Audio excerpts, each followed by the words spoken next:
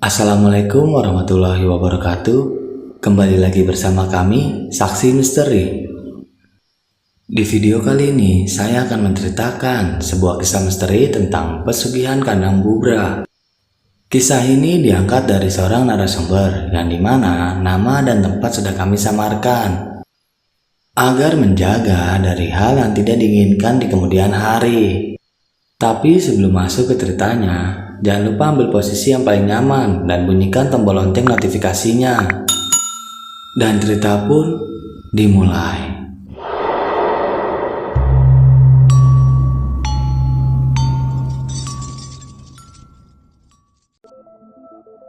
Namaku Rani. Aku adalah seorang anak dari keluarga yang bisa dibilang memiliki ekonomi yang pas-pasan. Kehidupanku tidak jauh beda dari orang-orang pada umumnya, yaitu pergi ke sekolah dan membantu orang tua setiap hari-harinya.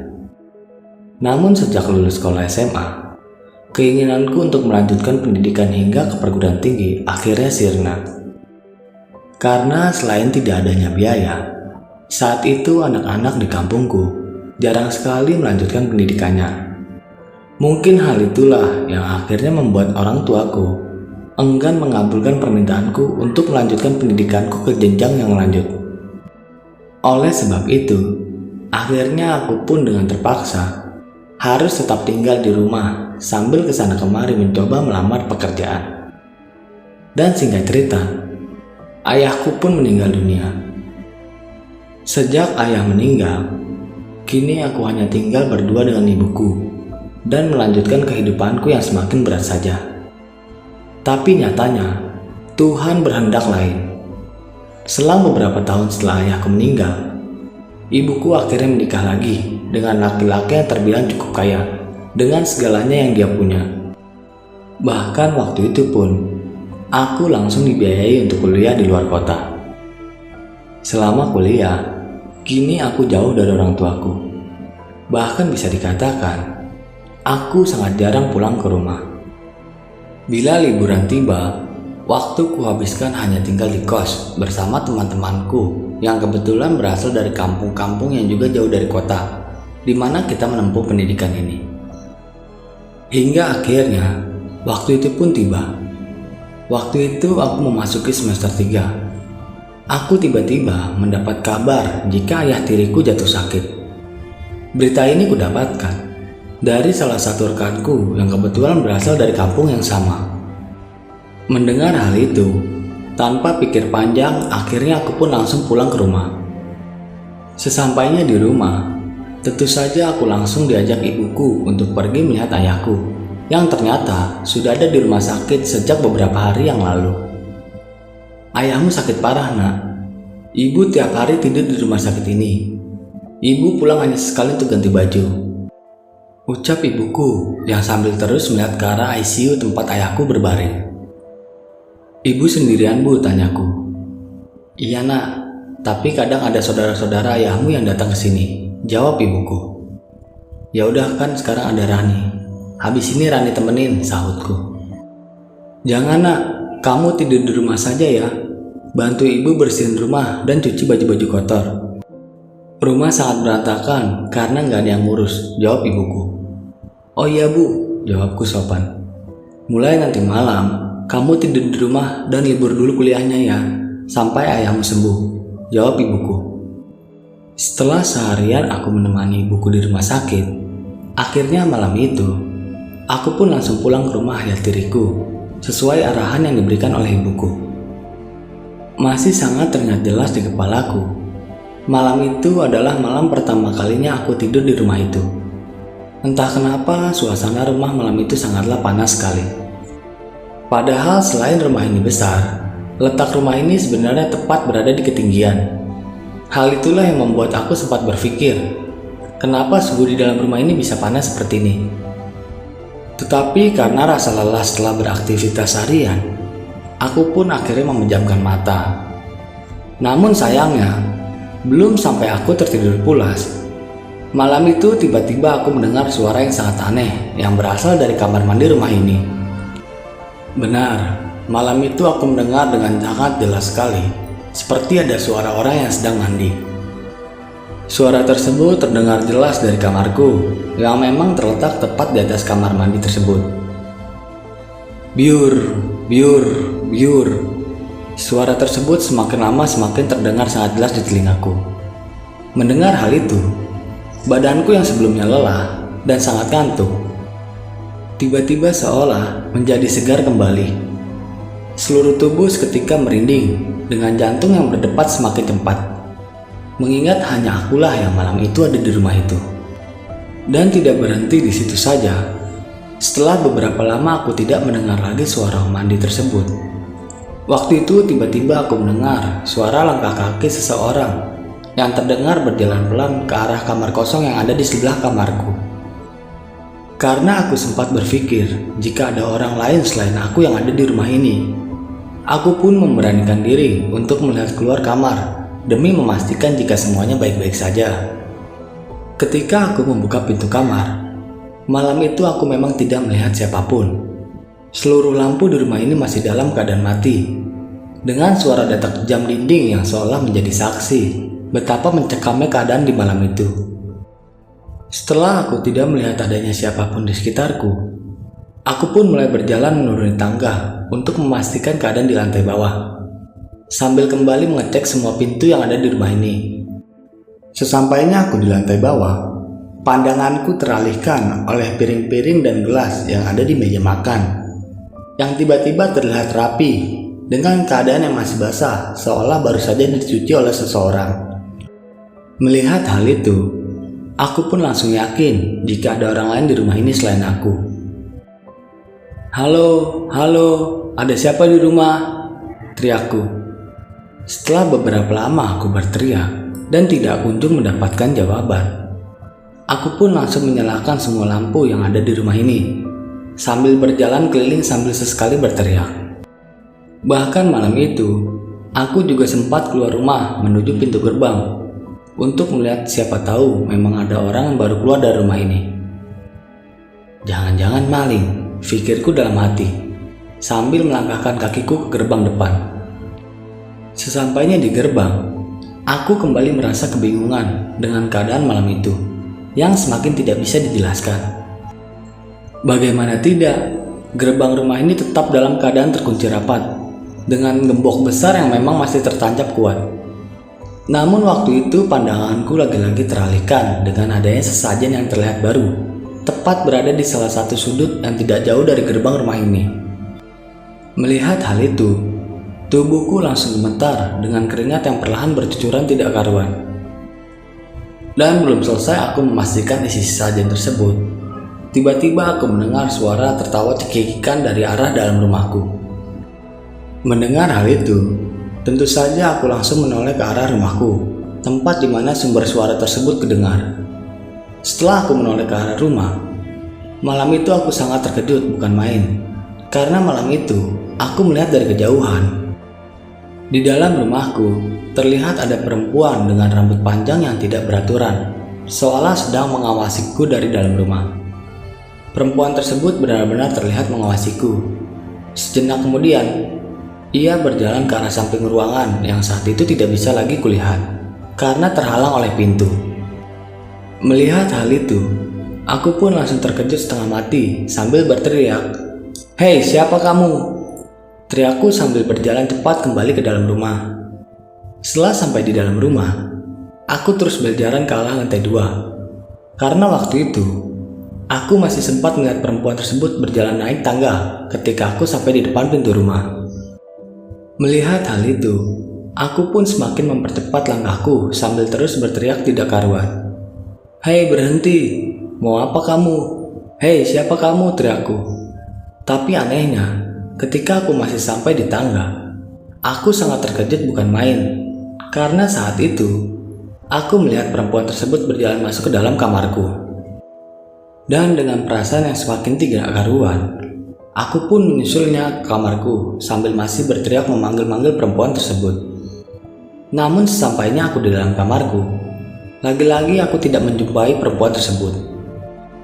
Bahkan aku dengan cepat membuka lemari dan melihat seluruh sudut kamar tidurku untuk memastikan jika semuanya benar-benar aman. Dan masih belum selesai aku mondar-mandir di dalam kamar. Tiba-tiba waktu itu, aku kembali mendengar suara perempuan tersebut tertawa cekikikan. Seolah sengaja ia mempermainkanku. Mendengar hal itu, aku pun sadar jika perempuan tersebut bukanlah manusia, melainkan setan. Dan setelah mengetahui hal itu, aku pun bergegas berlari kembali ke bawah untuk menutup semua pintu yang tadi memang belum sempat kututup. Namun ketika aku sampai di lantai bawah dan hendak menutup pintu, tiba-tiba jantungku seolah berhenti karena aku melihat ke arah samping pintu gerbang yang ada di rumah ini. Malam itu aku melihat dengan sangat jelas adanya sosok pocong di samping pintu gerbang ini. Masih kuingat hingga saat ini, wajah pocong tersebut sangatlah hitam pekat dengan mata yang terlihat melotot ke arahku. Melihat hal itu, tentu saja aku sangat terkejut tidak karuan dan langsung berteriak sekuat tenaga. "Pocong!" teriakku sambil menutup pintu rumah ini dan berlari ke lantai 2 menuju kamarku. Sesampainya di kamarku, aku langsung mengunci pintu dan masuk ke dalam selimut sambil menangis terseduh-seduh. Karena perasaanku saat itu sangatlah ketakutan luar biasa. Dan setelah melihat semua itu, aku pun akhirnya bertahan di dalam kamarku hingga suara azan subuh terdengar berkumandang. Sampai akhirnya aku pun ketiduran. Pagi harinya, aku terbangun karena aku terkejut dengan suara ibuku yang terdengar memanggil-manggil namaku. "Rani, nak, bukain, ibu mau masuk," teriak ibuku jelas. Mendengar hal itu, aku pun langsung bergegas keluar rumah dan membukakan pintu. "Ibu baru pulang?" tanyaku. "Iya nak, ibu pulang mau ambil baju ganti buat ayahmu," ucap ibuku sambil berjalan tergesa-gesa masuk ke dalam kamar. "Pak Lukman gimana?" sahutku. "Hari ini operasi, semoga lancar ya. Keadaannya sudah mengkhawatirkan," jawab ibuku. "Bu, aku ikut ke rumah sakit ya. Aku takut di rumah ini sendiri bu," pintaku. "Kalau kamu ikut, siapa yang jaga rumah nak?" "Aku takut bu, kemarin malam aku gak bisa tidur. Aku dengar suara orang mandi dan aku digangguin. Di rumah ini kalau kamu dengar suara apapun, diam aja ya. Tetap di dalam kamar, jangan sampai keluar. Di sini kayak gitu sudah biasa. Dulu ibu pertama tinggal di sini juga gitu kok," terang ibuku sambil terus berjalan tidak berhenti mempersiapkan barang-barang yang memang akan digunakan ketika di rumah sakit nanti. Mendengar hal itu, aku pun hanya diam sambil mengangguk. Meskipun dalam hati, aku sebenarnya sudah tidak berani lagi untuk kembali bermalam di rumah ini. "Ibu kembali ke rumah sakit ya. Kamu masak bisa kan? Semua bahan sudah ada, tinggal bikin aja. Ayahmu kritis, doain biar cepat sembuh. Ibu mau tidur di rumah sakit lagi sampai ayahmu sembuh," ucap ibuku sambil membawa tas yang berisi baju dan berjalan ke arah kendaraannya. Dan sejak saat perkataan ibuku itu, aku sudah tidak lagi memperdulikan suara-suara aneh yang ternyata setiap malam terdengar di rumah ini. Mulai dari suara orang mandi, mencuci piring, berjalan pelan, hingga suara orang ngobrol pun sering sekali kudengar. Hingga akhirnya, sekitar 4 hari kemudian, keanehan di rumah ini semakin lama semakin menjadi. Malam itu seperti biasa, aku masuk ke dalam kamar memang sedikit lebih awal, karena ibuku pun kembali ke rumah sakit karena ayah tiriku yang katanya dalam keadaan koma.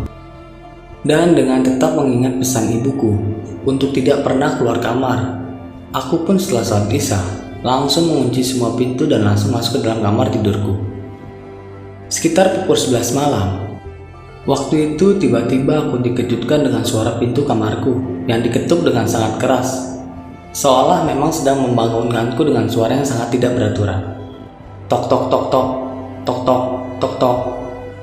Mendengar hal itu, tentu saja aku langsung terkejut bukan main, dengan jantung yang seketika berdegup kencang.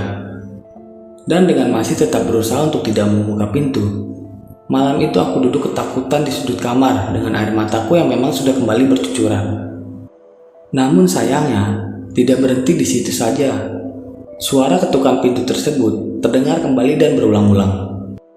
Masih sangat teringat jelas di kepalaku. Malam itu adalah malam yang sangat mengerikan sepanjang hidupku. Detik demi detik kulalui dengan penuh rasa ketakutan, disertai dengan tangisan yang memang sudah tidak bisa lagi kutahan. Namun tidak beberapa lama setelah itu, ketakutanku semakin menjadi-jadi. Ketika aku tahu di jendela kamar ini, ada seseorang yang telah mengintip ke dalam kamarku dengan tatapan yang sangat mengerikan. Karena jendela kamarku tidak ada hordennya.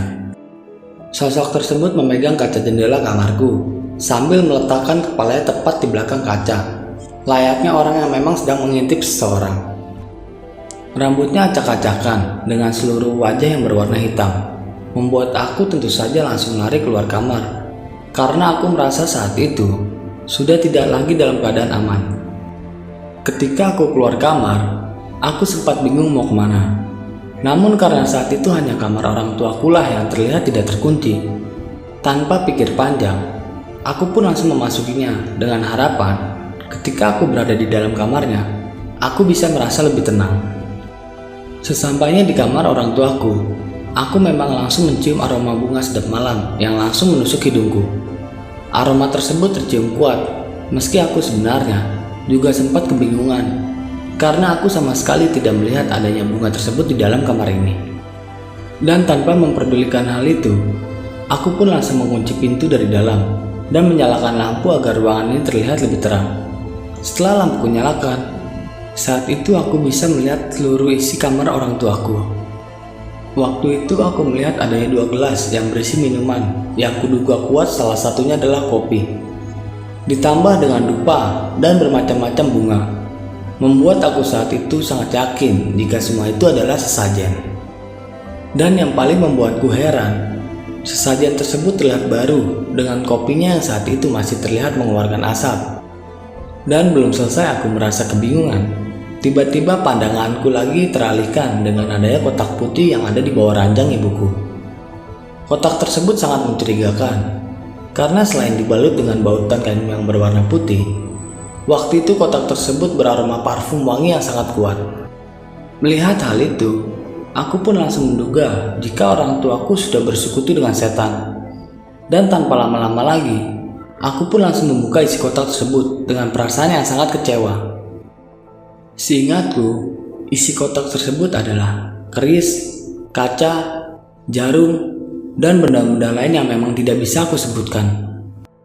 Semuanya dicampur menjadi satu, seolah sengaja disembunyikan dengan maksud tertentu. Dan belum selesai aku melihat isi kotak itu, tiba-tiba aku mendengar suara aneh dari dalam lemari besar yang memang sejak awal ada di ruangan orang tuaku. Dengan sangat jelas di depan mataku, saat itu aku melihat lemari ini bergoyang-goyang, seperti sedang digoyangkan oleh seseorang.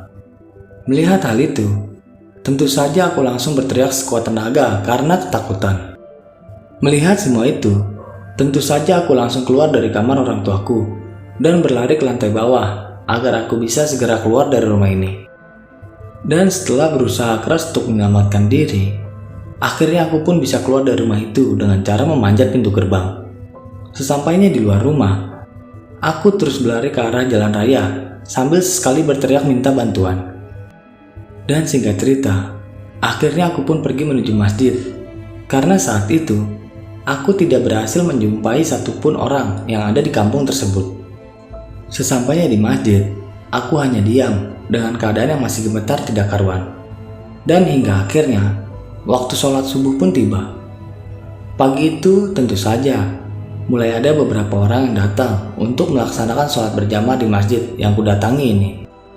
Dan setelah beberapa saat, akhirnya aku pun langsung ikut sholat berjamaah agar hatiku menjadi lebih tenang. Setelah sholat, aku pun menceritakan semua yang sudah aku alami dengan para jemaah yang ada di dalam masjid tersebut. Dan benar, ayah tiriku memang terkenal di desa sebagai orang yang telah melakukan pesugihan. Bahkan banyak warga yang takut untuk melewati depan rumah orang tuaku, walau sekedar ingin melakukan ronda malam. Ada banyak warga yang mengaku mencium bau bangkai, hingga melihat penampakan makhluk halus ketika sedang melakukan aktivitas di sekitar rumah Pak Lukman, ayah tiriku, apalagi jika malam hari. Hal itu juga terdengar sampai desa sebelah, ucap ibu-ibu yang saat itu menjelaskan semuanya padaku. Dan tetangga di sekitar rumah Pak Lukman sering mendengar suara aneh dari dalam rumah Pak Lukman. Dan tidak jarang juga, Pak Lukman terlihat ngobrol sendiri. Ketika ditegur, malah marah-marah. Kata bapak-bapak yang kebetulan juga ikut berkumpul bersamaku. Katanya, ayah tiriku melakukan pesugihan kandang bubrah. Karena setiap tahun, selalu ada saja yang dibangun rumahnya, sahut bapak-bapak itu. Dan puncaknya, pagi itu aku menumpang sementara di rumah yang berdiri di depan masjid, yang ternyata adalah rumah dari bapak-bapak tua yang menjadi imam masjid. Semuanya aku ceritakan ulang, hingga akhirnya beliau pun menawarkan agar aku kembali beristirahat sampai keadaanku sedikit tenang. Dan siang harinya, aku pun diantar pulang oleh bapak-bapak tersebut dengan menggunakan motor. Namun sesampainya aku di rumah, aku kembali terkejut dengan apa yang siang itu aku lihat. Saat itu aku melihat adanya beberapa saudaraku dan juga saudara ayahku yang sudah berkumpul seperti sedang menunggu kedatangan seseorang. "Lah Om, ada apa ini?" Tanyaku ke Om Hardi yang saat itu berdiri menyambutku. "Ayah tirimu meninggal tadi malam. Ini kami menunggu jenazahnya pulang dari rumah sakit," terang Om Hardi. Sejak kematian ayah tiriku, semua bisnisnya kini dijalankan oleh Om Rama selaku adik terakhir ayahku dan tentu saja ibuku juga. Tapi sayangnya, bisnis yang memang sempat berkembang saat itu tiba-tiba meredup. Pelanggan mendadak sepi, hingga akhirnya satu persatu asetnya pun dijual untuk menutupi kebutuhan dan hutang-hutang yang harus dipenuhi. Kini aku kembali tinggal bersama ibuku jauh di luar kota dan melarangnya kembali ke rumah itu. Dan cerita pun selesai. Bagi teman-teman yang menonton video ini sampai habis, saya ucapkan terima kasih banyak dan nantikan video-video kami selanjutnya. Wassalam.